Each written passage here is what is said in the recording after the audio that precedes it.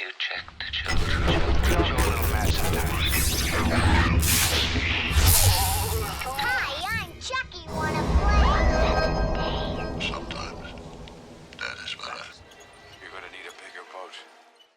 Greetings, Fright fans, and welcome to the Horror Show. I'm Jaime and Fuego. I'm Cecil Laird. And we are here for the second day of our coverage about what is now kind of becoming a series, the Blackwater series, with the second film that just came out here in 2020, Blackwater Abyss, the sequel to a 2007 or 2008, we were trying to remember with the previous review, but it's over a decade old. Same returning director behind a film we recently reviewed called The Reef. That was really awesome. Our Shark double week. Hells yeah, man. And we also just did the original Blackwater. That impressed me significantly. It was one of those that kind of came out of nowhere, didn't know really what to expect. It's very kind of contained, small cast, crazy setup and situation.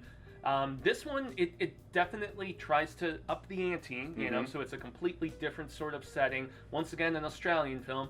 And yeah, as opposed to, 3 or 4 characters like we had through the predominance of the previous movie. I'm trying to remember. I think it's, well actually, no. I think it's only 6 or 7. In this? Okay. Yeah.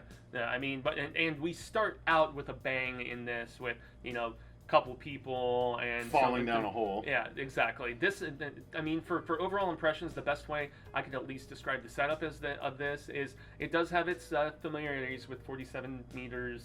47 meters down, uncaged. Uncaged. It's basically the exact same plot as this one, which Yeah. both movies are just the descent plus That's a what I was gonna water-faring, mention. chompy creature. Yeah, exactly. So you've got that claustrophobic aspect, a much different sort of terror compared to what we had in the previous Blackwater. So I will, at least as far as overall impressions go, I will commend they attempted to do something different, even if it wasn't that original. To be fair, acting was okay.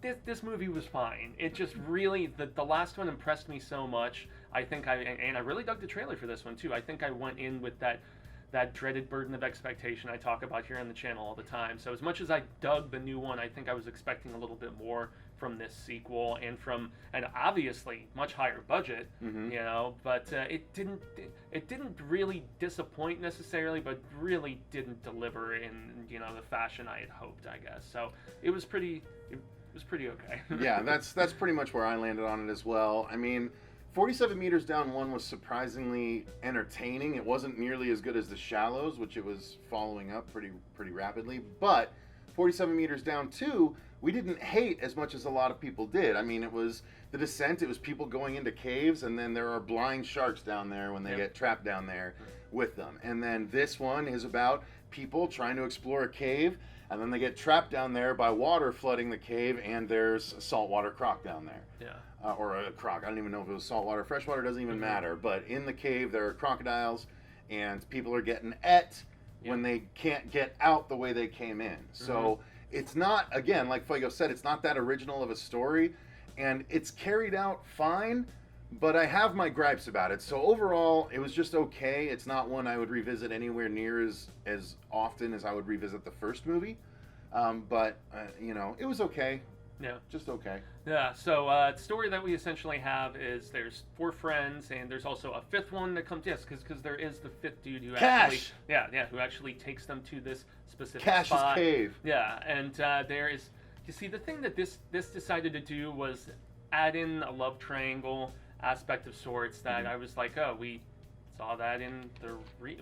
Actually, did we see it in the Reef? Not that I think about it. I'm getting so many. No, the Reef was the triangle one. Okay, yeah, and just like Harpoon was, just like Open Water 3 was, just like a lot of these movies we binged in the last couple of weeks. These horror movies where a lot from Australia too. Like where there's a tight knit group of 3 people, usually 2 dudes and a woman. And the woman is with one and not with the other, who is best friends with the other dude. There's always this devil's triangle going on in these movies, and this is no different. Yeah, it's nefarious in that regard. But so they end up going on this like spelunking sort of situation, and yet there's a storm rolling in that ends up trapping them down in this cave, and they find some dead bodies, at least a couple of them, and they know that there is definite danger around them, and just it basically becomes how the hell are they going to escape as some of that other drama unfolds. And one of my big gripes, though, is that once again we have a pregnant character And Literally the same from the first movie. Yes. So that was one. So yes, the whole setup of this, not that original, and the fact that it deliberately borrowed that, and I guarantee it was deliberately borrowed for this from the previous movie. Now, granted, same director and everything, but why they wanted to do that plot beat because again, they need it to pad out the runtime. I guess they need to be able to play that drama amongst the times when the thing isn't attacking. Mm-hmm. Well, and they did. It's look, we see through you. I get that most people wouldn't have revisited the first movie right away, but those that do sees that this is just the first movie over again. I respect most of what I've seen. Like, I'm not sure if I've seen anything else this director has done beyond The Reef and Blackwater, but I really, from a directorial standpoint, the great guy, but script needs to be a little bit stronger. I know he co-directed the previous one, and he was directing solely himself this time. But I'm not even going to try to remember a name when I just simply can't. But nonetheless, it just really turns into some bickering and then trying to escape. And there are a few moments that are written in a very tense fashion. It just, I didn't feel that on the edge of my seat bit of just anxiety like I did with the previous movie. Right. Yeah. No, So, I didn't either. Acting, he was okay. Yeah. I mean, I didn't really care about anyone in particular. Like, no, I actually didn't. One dude that was next to death at one point and then able to move around after that somehow.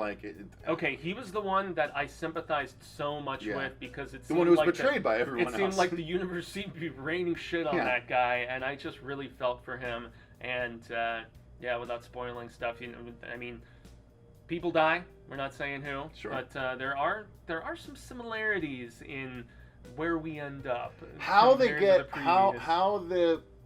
how those that do escape the situation makes literally zero sense. True.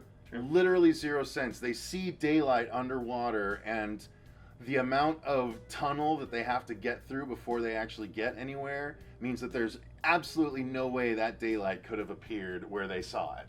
100%. So they're breaking their own rules by the end of the movie because they're like, we got to get them out of here somehow. And it just the movie just falls apart to me. But then the movie does get to, there's still there's always one more scare sort of thing without really getting into it. That's true. And somewhere a little bit more. Yeah, tension. that's true. It did feel like the movie kept going when it should have ended. That's what I was wondering without really divulging much beyond that. I feel like we're swimming around the issue and getting a little too close. But how about as I said, it's a good looking film, definitely better looking and higher budget than the previous one. It's more on par with The Reef and stuff like that. Lighting, I feel like, was one of the most effective things they used with this, with the lighting of the helmets and illuminating some of the water. But the pacing is where I found the issue. I agree.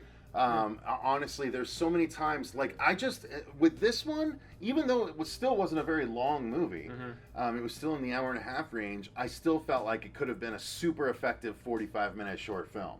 Because all you're waiting for is the next person to get gobbled up, and how.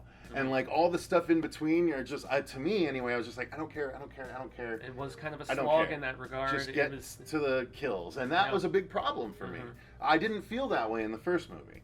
In the first movie I cared, but in the second movie I was like, we did this story already. I don't care about all this. We're going to play the same beats again. And then he does. He plays the same beats again. And I'm like, I still don't care. Let's get to the goblin and get to the end of this movie. And at least with more people, there is a higher body count compared to the previous Barely. one. Barely. The previous one had 4, this one had 5 people. And I did think plus the 2 at the beginning. Well, and I did think the crocodile looked good. There was a few, except there was more CG stuff. There was plenty of times where there was a person in the water and then suddenly they're obscured by this CG crocodile body that's supposedly attacking, where they just basically made sure that the actor wouldn't be visible behind the writhing CG gator or crocodile. Yeah, there was a little more gore in this one, which I will give them credit for. And there was one scene in particular that I thought was incredibly effective, and it's where 2 characters are looking for an escape after all of the rocks have fallen down, and one of them just goes underwater with the light. And then over and over again. Yeah, and then just sees it just looking right at him, and I was like, okay, that's good. Okay, that got my attention. But yeah, aside from that, and maybe an attack situation or two with, and there's always just Just like with Open Water 3, there's always a character in these where there's some sort of health affliction that comes into play. I know that's by a different director in a different movie. There's always someone that's got a gun, Mhm. too, that they have to retrieve later in the movie. Yeah, and I mean, I know certain guns can shoot underwater and certain ones can't if the bullets are wet. I don't know. Or just muddy, like Yeah. in the first movie. Yeah, well, I always think of the second Dark Tower book where his guns get all like wet. Anyway. Yeah, most people don't think of that way. Yeah. Sorry. Effects-wise, they do use some practical crocodile stuff, but it's a lot more CG than in the last one. It felt like to me. Yeah. Whereas the last one, they fooled me. Yeah. You know, they actually. Really I would did. be hard pressed to think of I mean, there's maybe one or two CG moments towards the end on the little island part, but on the original one. But yeah, in this one there was way more CG. I felt like it did stick out a little more like a sore thumb, despite all of the years removed. And you would imagine the technology significantly improved. Yeah, you'd think you wouldn't have to do that as much, but you'd be wrong. Regrettably, yes, I can't recommend this to the degree that I would the previous installment. So maybe. But if you liked, it's still not a bad. If film. you liked both 47 Meters Down movies, you'll probably like both Blackwater movies. Yeah, I mean, it does have its entertaining moments, and I don't know. I saw some fairly glowing reviews from like THR and a few other like you may enjoy this a lot more than we did. We are, but nonetheless, maybe you guys could get a little bit more out of this than we did. Perhaps. Yeah. If you guys watched this, let us know what your thoughts are in those comments down below while you're down there. If you enjoyed the video, click the like button and subscribe. Make sure you ding that notification bell and don't miss our reviews going forward. We're not too far away from all of our Howling coverage coming in September. So we're going to be going through that entire series this upcoming month. So thank you guys very much for watching. Thank you to our patrons for supporting the channel. If you want to become a patron, the link is in the description box, and you can select movies for us to review or commentate on, things like that. Tell us what to do. Indeed. But until next time, I've been Cecil Laird. And gracias Jaime en Fuego. And remember, stay scared.